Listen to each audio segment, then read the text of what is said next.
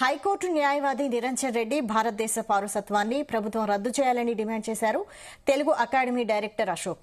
Hyderabad Osmania university arts కళాశాల వద్ద media సమావేశం ఏర్పాటు చేశారు. హైకోర్టులో గ్రూప్ 1 ప్రిలిమ్స్ గురించి వాదనలు జరిగేటప్పుడు న్యాయవాది నిరంజన్ తెలుగు భాషను అవమానపరుస్తూ తెలంగాణలో తెలుగు భాష లేదా అని మాట్లాడడం సరైన పద్దతి కాదన్నారు.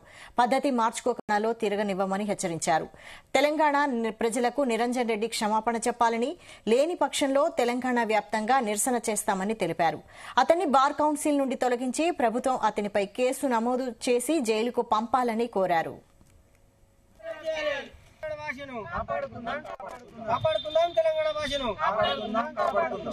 క్షమాపణ చెప్పాలి తెలంగాణ ప్రజలను నిరంజన్ రెడ్డి వెంటనే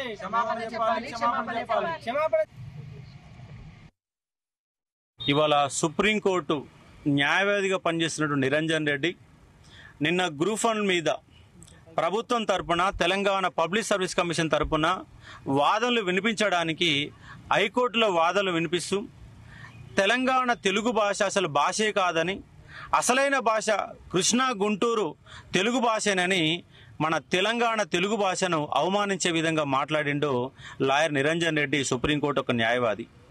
ఆయన ఆదిలాబాద్ జిల్లా వ్యక్తి అయి ఉండి ఇలా తెలుగు గురించి మాట్లాడడం చాలా అవమానకరం.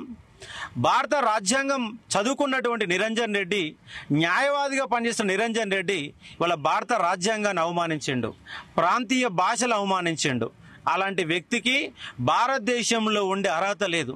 తక్షణమే ఆయన భారత పౌరసత్వాన్ని రద్దు చేయించుకొని లండన్ వెళ్ళిపోవాల్సిందిగా మేము డిమాండ్ చేస్తా ఉన్నాం.